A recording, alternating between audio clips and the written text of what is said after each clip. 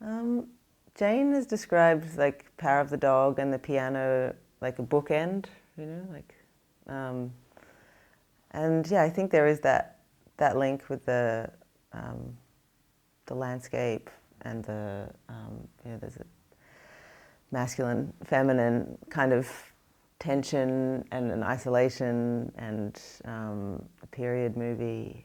Yeah, I think yes and no. I think they're also incredibly different films, obviously. Yeah. When Jane first called me to ask if I'd be interested, one of the things she had as a condition was that she needed, she wanted someone to start straight away, um, which is a real dream, really, for a cinematographer. I always often feel like there's not enough time to prepare, or that there's a rush. Once everyone's in the same place, the decisions can feel very pressured. So Jane really wanted this film to feel relaxed and not have to be rushed into any decision. So yeah, we started scouting first. That part of the world, the landscape and the grass, it changes throughout the year from very, very, very green to that silver, yellow, brown that you see in the film, and we definitely didn't want the green version, so we wanted to scout about the same time of year we would be shooting. So that was the first few months, I guess, finding a location, for finding first a location and then the puzzle pieces kind of around.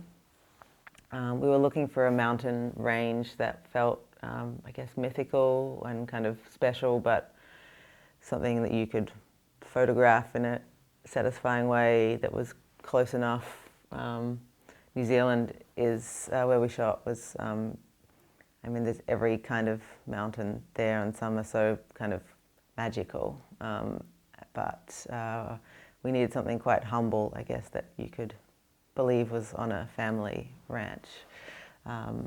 So yeah, when we found that, it was a very special moment. I think in the past I've been very analytical about deciding which place to go, as Jane really taught me some good lessons about just being in the place and feeling whether just letting go of any old ideas about how to make a decision, but to actually feel whether it felt right.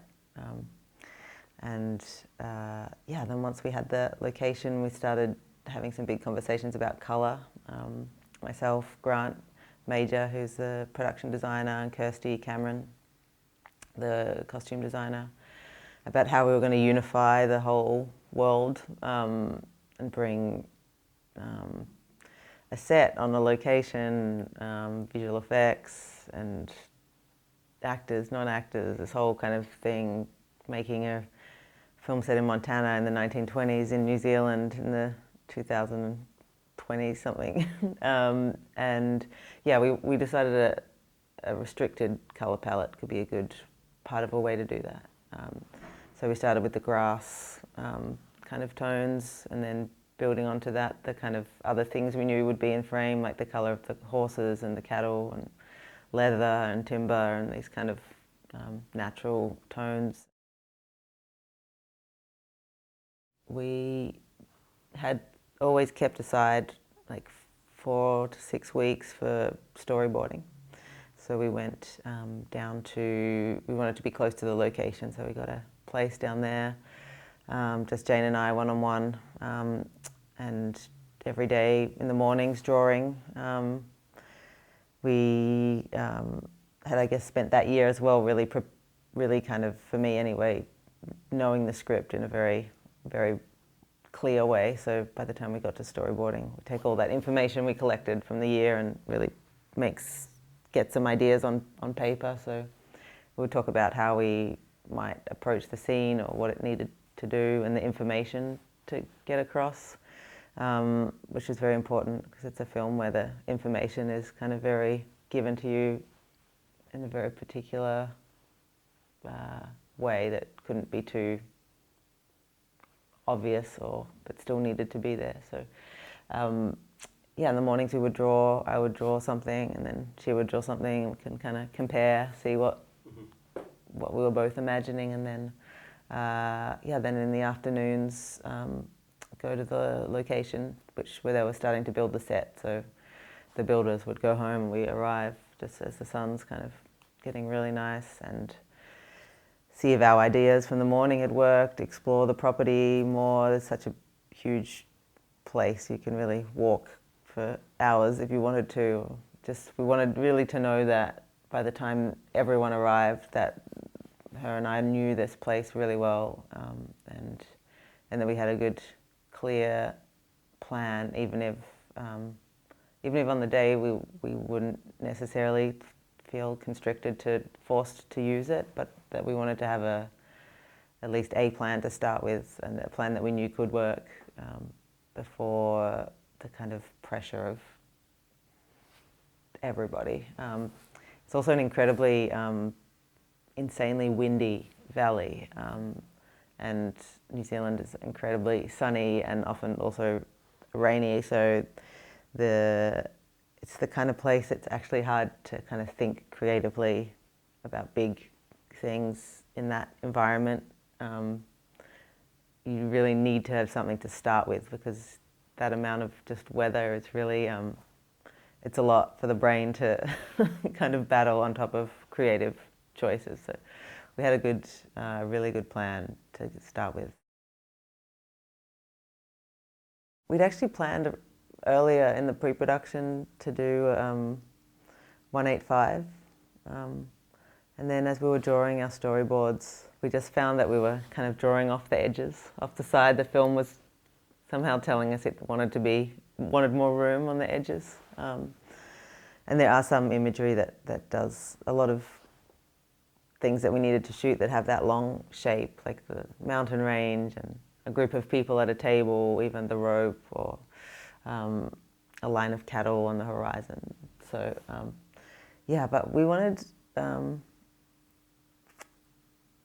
didn't want to do too much kind of, I don't know what to call it, like funky kind of cool effects for this film. It felt like that the camera should just watch and not, to have beautiful photography, but not kind of add any imperfections just because they're beautiful. I mean, I love those kind of perfections in general. They are beautiful, but this film didn't feel like it needed anything extra on top.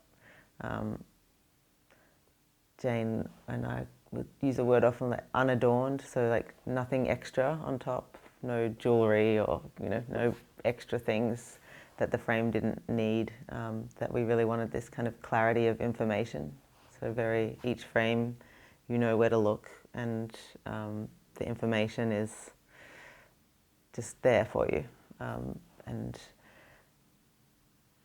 I guess as well, we had an idea that, I think this is in all of Jane's films really, that the photography doesn't manipulate you too much to think one particular thing, or this kind of non-judgmental, that just kind of watching, and then you bring your own prejudice or pre-existing ideas or bias onto your judgment onto what you're watching.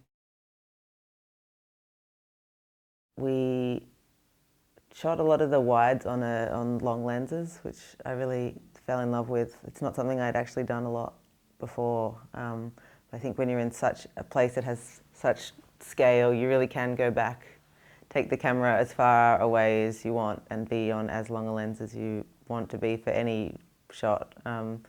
So that was really exciting, to shoot the landscape on long lens, and also the way Jane loves to compose a shot with kind of, I would call it like foreground and background storytelling. So have the actors fairly far away from the camera, but on a long lens.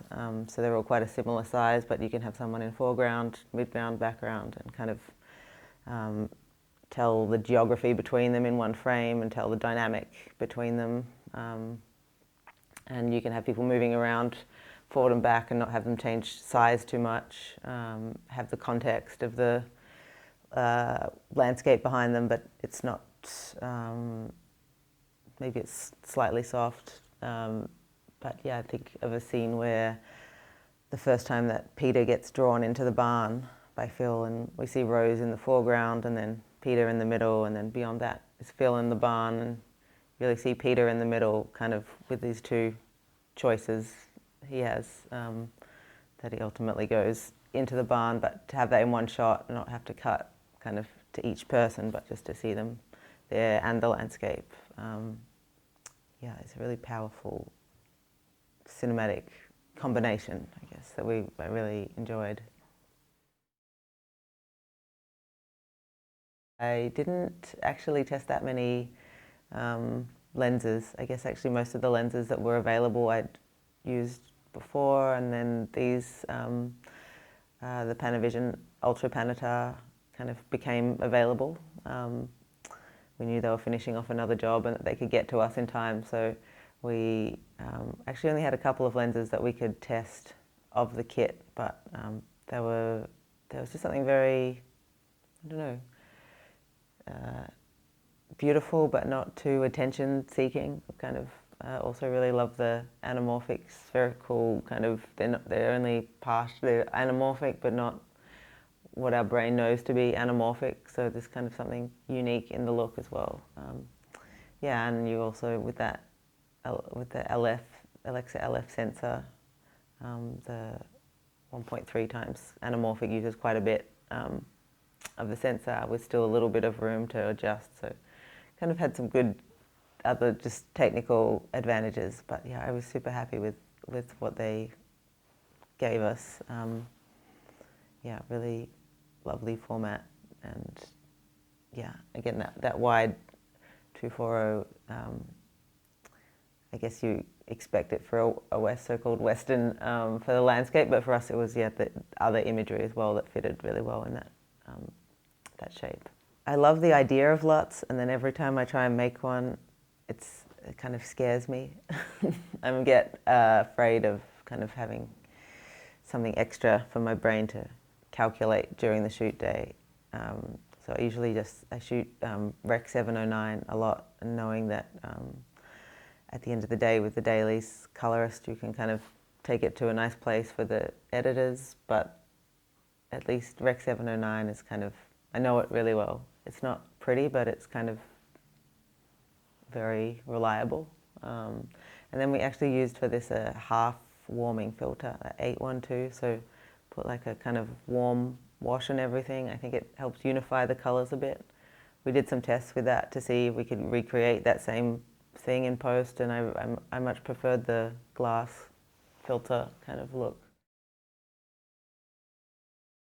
I think being in one place, shooting in one place for a long time does change your understanding. It like deepens your understanding of light, of the sun path in a particular time of year, and also having those hills that have these kind of folds or like bumps that really show up the angle of the sun so clearly. That I feel like I learnt a lot, and then I don't think it's necessarily changed my relationship to natural light. I did really, I was surprised how much I enjoyed shooting on the stage in the studio. That was really fun, and also same thing, working in the same space for every day. You kind of really deepen your understanding of light and lighting. I mean, I love lighting so much. It's kind of one of the big joys of my life and obsessions, I guess, to light a space for the camera, and conceive what you want it to be, and then to physically do it. So I'm really proud of the fact that I've been hearing a lot of people saying they've seen it twice and that effect is really working for them, or that they see it and then are really thinking about it afterwards. And I think that does come down to that idea of having a film where, as a viewer, you are quite engaged because you're not being manipulated too much about what to feel about something, and that yeah, your impressions of characters are kind of changing constantly as the story goes on, and even very late in the film, you're kind of can be taken by surprise at what you've assumed or underestimated. So I guess that it doesn't feel like something photographic, but I think it is in the where the camera is, how it moves or not, how the actors, I guess, are like framed and lit, and just spending that year with Jane, really knowing the script, so that we really, I don't know, on the day we were a very tight team, knowing that was kind of our final aspiration, to have this retrospective experience, and also to be building to an end emotionally for a viewer that feels it's not one feeling, it's kind of many feelings at once. Maybe that is also part of why you're thinking about it later, to feel not just one emotion, but one emotion and another emotion all together, and some of them are contradictory. So yeah, I'm really proud of that, the whole thing and the viewer's experience.